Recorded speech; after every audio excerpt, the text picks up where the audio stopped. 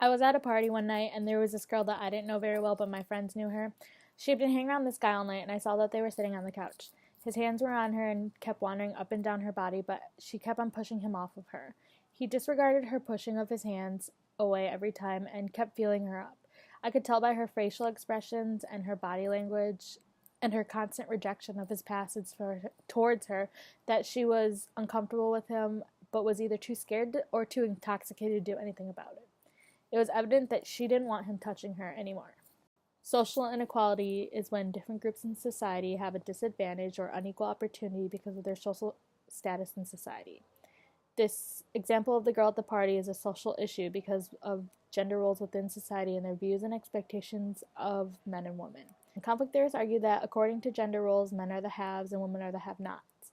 Men control most of the power and wealth, while women are expected to be subordinate to men, leaving the men protected with the privilege.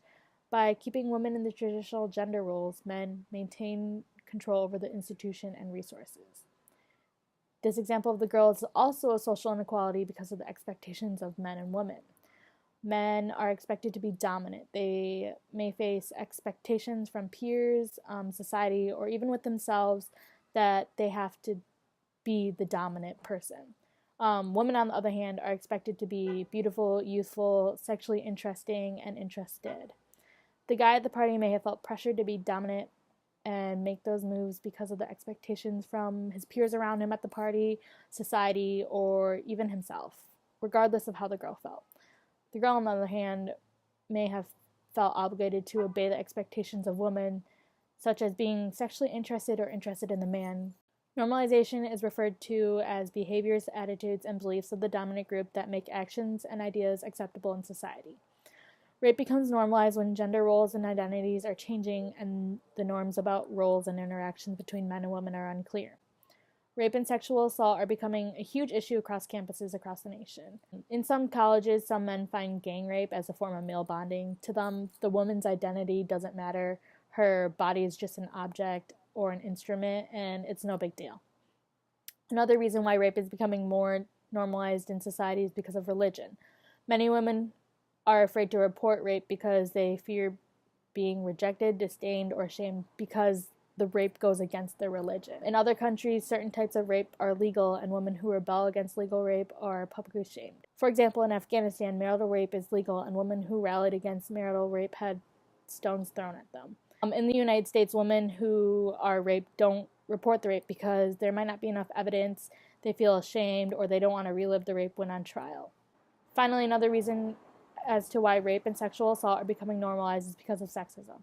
Sexism refers to one sex being more superior, more dominant than the other. At the party, the guy felt more superior and more dominant than the girl. Therefore, he saw his actions as normal and didn't take into consideration her feelings. Because of the lack of punishment for the crime, such as in Afghanistan or the United States, many people are finding rape to be an okay action because they may not be punished for the crime. For example, like in Afghanistan, marital rape is legal, so there's no punishment for that crime. Or in the United States, many victims of sexual assault or rape aren't reporting it, therefore their predators can't get punished for their crime. Well, the guy in the situation may have been more persistent because of the normalization of rape and sexual assault. In this case, because of the lack of repercussions of rape and sexual assault, he considers his actions okay. Instead of taking the girl's body language as a no, like he should have, he kept on persisting because he saw what he was doing as normal. As for the girl, the normalization of rape and sexual assault stopped her from speaking out. Because rape and sexual assault are being seen as normal, she would have rather accepted his actions than speak out against something that was seen as normal. While all this was happening at the party, I didn't speak up. I didn't do anything to stop what was happening to the girl. I didn't do anything because of my agency and my structure. Agency is one's ability to freely make their own decisions and choices during social situations. Structure is understood as the behaviors and rules that people follow because they're considered normal. My agency is what I could have done in this situation. Instead of being a witness to what was happening to the girl, I could have told someone to pull the guy away from the girl, or I could have stopped it myself. I could have told him to stop. I could have asked her to go outside with me or go to the bathroom with me. However, because of my structure and because of how society views gender roles, as women are supposed to be subordinate and guys are dominant, I didn't do anything and I chose not to say anything.